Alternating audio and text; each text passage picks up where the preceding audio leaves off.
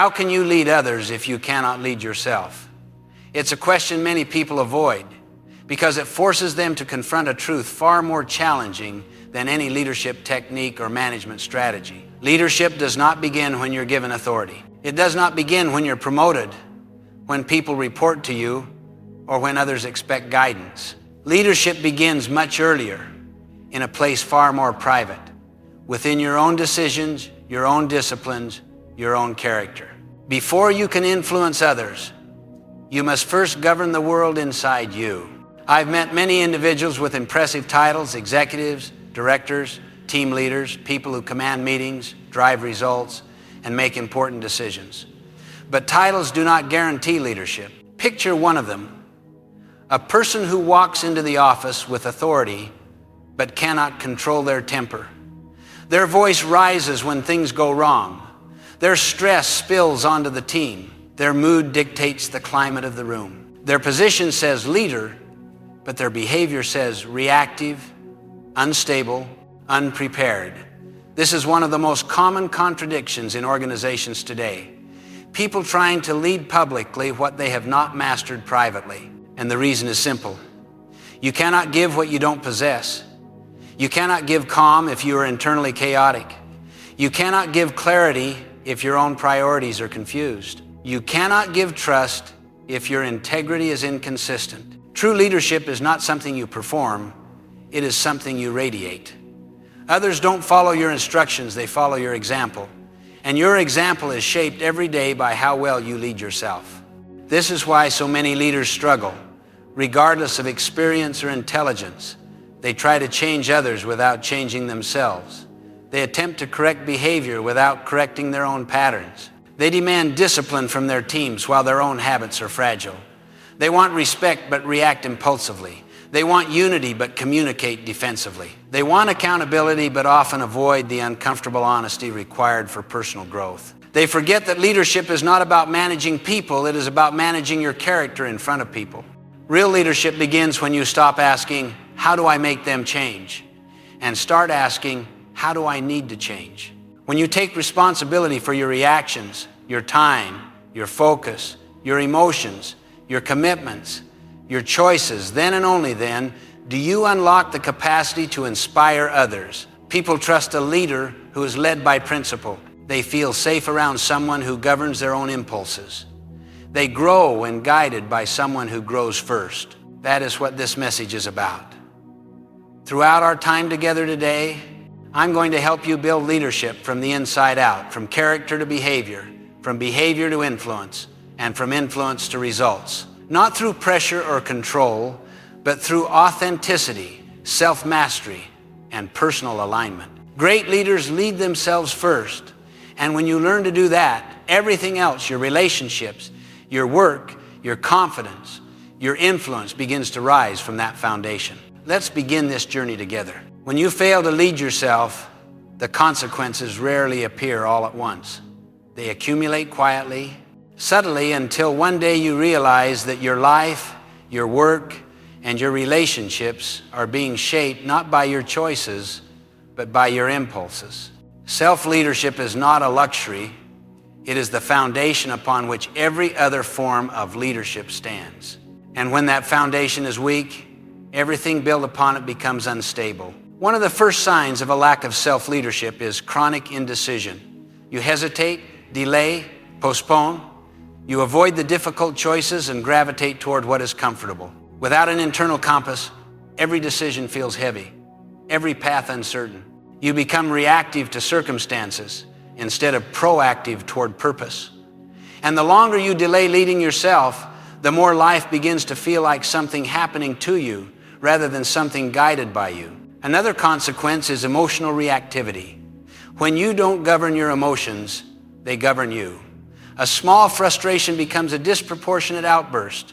A comment becomes a wound. A challenge becomes a threat. People who lack self-leadership often live at the mercy of their moods, and eventually others learn to walk on eggshells around them. This is not because they are bad people, but because no one ever taught them to create the space between stimulus and response, to choose rather than react. Then comes the erosion of credibility. Credibility is not lost through a single mistake. It is lost through repeated inconsistency.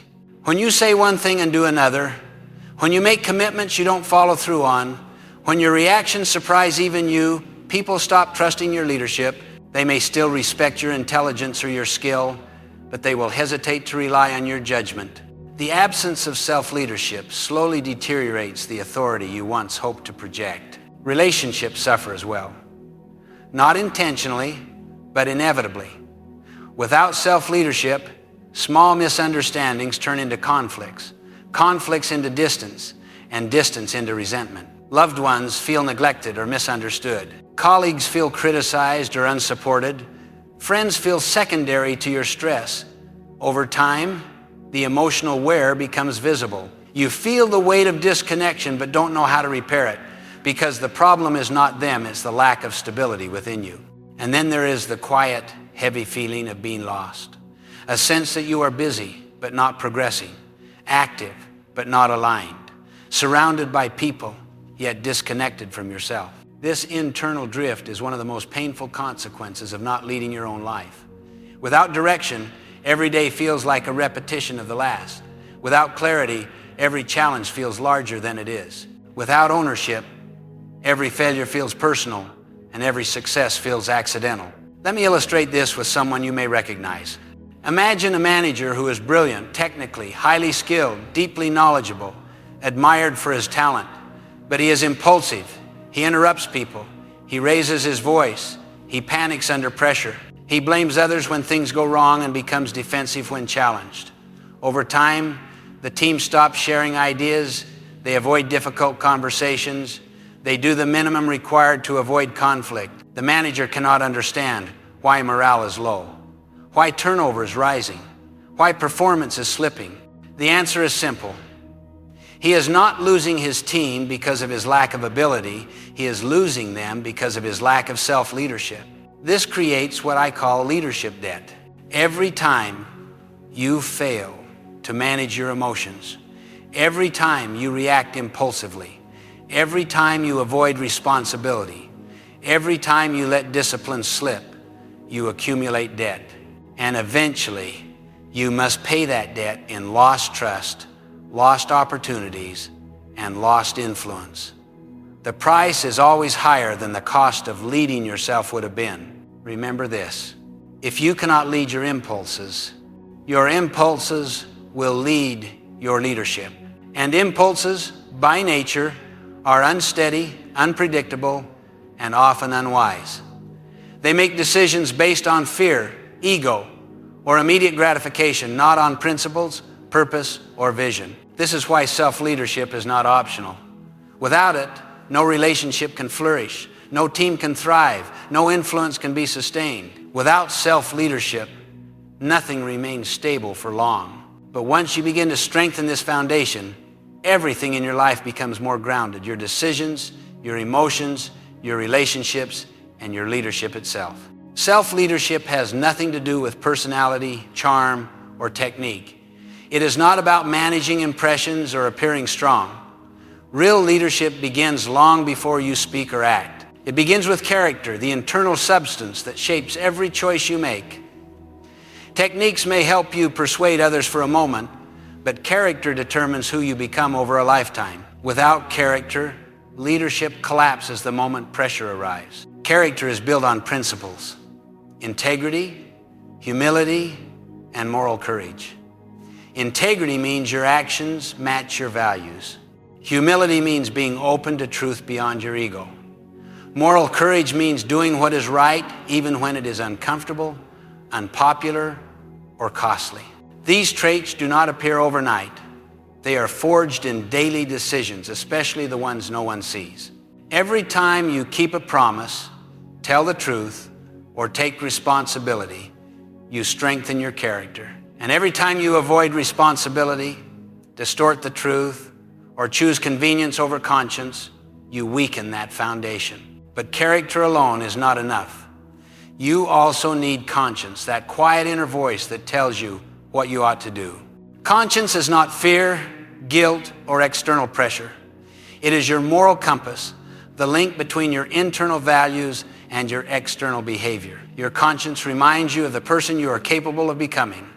It elevates your choices beyond impulse. It invites you to live with integrity even when no one is watching. Leadership becomes powerful when character and conscience work together, one giving strength, the other giving direction. To understand this clearly, consider the difference between will and impulse. Will is deliberate, steady, and aligned with principle. Impulse is immediate, emotional, and often misaligned with what truly matters.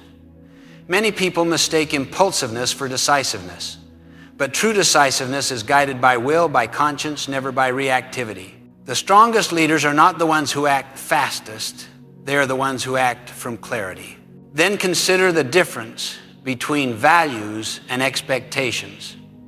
Values are chosen, expectations are imposed. Expectations pull you in many directions: what others think you should do, what culture says success looks like, what peers define as impressive. Values, on the other hand, anchor you. They help you prioritize. They remind you of what actually matters. When you lead yourself by expectations, you become scattered. When you lead yourself by values, you become centered. And reflect on the difference between purpose and approval. Purpose asks, what is right? Approval asks, what will they think? When your decisions are driven by approval, your leadership becomes fragile. You shift your behavior to please others. You hide your convictions. But when you lead from purpose, your actions become consistent and courageous. You stop performing and start leading. These distinctions show why self-leadership requires both character and conscience. Let me give you a few examples. Imagine being offered an opportunity that is popular, profitable, or prestigious, but deep down, you know it conflicts with your principles. Saying no requires moral courage. Or imagine facing a difficult conversation, one that could create discomfort but is necessary for trust. Addressing it calmly, thoughtfully, without aggression or avoidance, requires alignment with your conscience. These are the moments where self-leadership is proven or lost. To apply this practically, remember the 4 human endowments that empower leadership from within. Self-awareness allows you to observe your patterns, your reactions, fears, strengths, and blind spots. You cannot lead what you cannot see. Imagination allows you to visualize the person you need to become. It lets you step out of your current habits and into your highest potential. Conscience gives you direction. It whispers the right path even when it is difficult. And independent will gives you the ability to act on that path, to follow through, to honor your commitments even when emotion pulls you elsewhere. These 4 gifts make self-leadership possible. They allow you to pause, reflect, choose, and act from a place of principle. When character and conscience work with these endowments, you become someone others can trust, someone they can rely on, someone whose presence brings stability and clarity. Remember this simple but profound truth. You cannot lead yourself without listening to your conscience. And when you learn to honor that voice consistently, you will discover that leadership is not something you try to do, it is something you naturally become. Self-leadership is not proven in grand gestures or major life decisions. It is proven in the small, ordinary moments, the moments when no one is watching, when emotions are high, when pressure is real, and when habits try to take control. Most people think leadership is something you prepare for, something you turn on when needed. But the truth is this: self-leadership happens in real time. It happens in the exact moment when your impulse rises and you choose something better. There are 3 daily practices that can elevate your leadership instantly. They may appear simple, but when applied consistently, they change the entire trajectory of your life. The first practice is what I call the pause of power. Before you act, speak, or react, pause. Just 3 seconds. 3 seconds between stimulus and response. Imagine receiving a message that ignites anger. The old pattern would push you to type back quickly, defensively, emotionally. But the pause interrupts that pattern. The pause reminds you that your impulse is not your identity. In those 3 seconds, you breathe, you see clearly, and you choose. Instead of reacting from emotion, You respond from principle. That small pause becomes the difference between escalating a conflict and strengthening a relationship. The second practice is the alignment question. In moments of stress, temptation, or confusion, ask yourself, what would the leader I want to be do right now? This question repositions your mind instantly. It takes you out of the emotional moment and reconnects you to your highest values. It shifts you from identity by default to identity by design. When you ask this question consistently, you train your mind to act from purpose instead of pressure. You begin to embody the traits you admire rather than simply wishing for them. The third practice is the integrity micro-choice. Leadership is not built by occasional big decisions. It is built by consistent small ones. Each day, make one action, the smallest possible action that aligns with your values. It could be sending a message you've been avoiding, one that requires honesty and humility. It could be admitting a mistake before anyone asks you to. It could be completing a difficult task you promised to finish. It could be keeping your word in something seemingly insignificant. These micro-choices accumulate. They strengthen your character like repetitions at a gym. They build trust with yourself, which is the foundation of all other trust. Together, these three practices reshape your internal landscape. The pause gives you space. The alignment question gives you direction. The micro-choice gives you momentum. And over time, these small actions create what I call the compound effect of personal leadership. Just as compound interest grows quietly but exponentially, so does character. Each small choice, repeated daily, builds integrity. And integrity, repeated daily, builds credibility. And credibility, repeated daily, builds influence.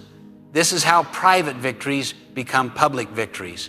People often ask me, how do I become a leader others respect? The answer is simple. Respect yourself first. Honor your values. Keep your commitments. Govern your emotions. Live in alignment with your conscience. When you lead yourself well, you don't need to announce your leadership. You don't need to push for influence. You don't need to demand authority. When you lead yourself well, people feel your leadership without you saying a word. Leadership is not about being perfect. It is about being principled. It is not about being the loudest in the room. It is about being the most aligned.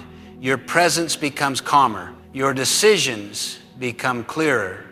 Your relationships become stronger. And others begin to trust you not because of your title, but because of the way you show up. Self-leadership is lived in the moment. Every moment is a chance to pause, align, and act with integrity. One moment at a time, you become the kind of leader others can follow. And more importantly, the kind of leader you can respect. If you want to lead yourself consistently, not just on your best days, not only when motivation is high, but in the ordinary, unglamorous moments of life, you need a system. Leadership cannot depend on emotion. It must be anchored in structure. A clear, personal framework that guides your decisions, shapes your behavior, and keeps you aligned with the leader you intend to become. This is a simple 5-step system, yet when practiced daily, it builds the kind of character and credibility that others instinctively trust. Step 1, define your leadership identity. Before you lead anyone else, you must establish who you are choosing to be. Not who you hope to be someday, not who others expect you to be, but the identity you commit to right now. Create one short declaration that captures your leadership at its core. Something like, I lead with integrity, calm, and purpose. This is not a slogan, it is a compass. It reminds you that leadership begins in your inner world long before it is expressed in your outer actions. When your day begins, speak it aloud. When challenges appear, return to it. Identity precedes behavior. Step 2, clarify your daily roles. You are not a leader in only one domain. Every day, you lead in multiple roles. Leader of your health, leader of your work, leader of your relationships, leader of your home, leader of your mind. When you identify your roles clearly, you stop drifting and start living intentionally. Instead of reacting to whatever the day brings, you approach each role with purpose. You understand that leadership is not reserved for boardrooms or teams. It is lived in your choices, your habits, your conversations, your commitments. Step 3, set one leadership standard per role. For each role you have, establish one personal standard, one rule that defines how you want to show up. For your health, it might be, I move my body every day. For your relationships, I listen before I speak. For your work, I finish what I commit to. These standards transform vague desires into measurable behavior. They become daily reminders that leadership is not about intensity. It is about consistency. Standards remove the ambiguity from your decisions. When a difficult moment arrives, you don't have to decide who to be, you've already decided. Step 4, use the evening accountability check. At the end of each day, ask yourself one simple question. Did I act today as the leader I want to be? Not to judge yourself, not to criticize, but to learn. Accountability is not punishment. It is awareness. Look at the moments you honored your identity, moments when you paused, chose wisely, acted with calm, kept your word. Celebrate them. Then look at the moments you drifted, reacted, or avoided, not with shame, but with curiosity. Self-leadership grows when you observe your patterns honestly. This 5-minute reflection strengthens discipline and reinforces your character every single day. Step 5, weekly renewal. Finally, set aside one time each week to renew your leadership.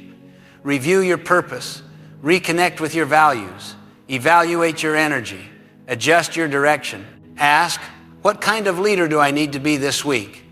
What roles require my best attention? What standards need reinforcement? Renewal protects you from burnout, from autopilot, from living reactively.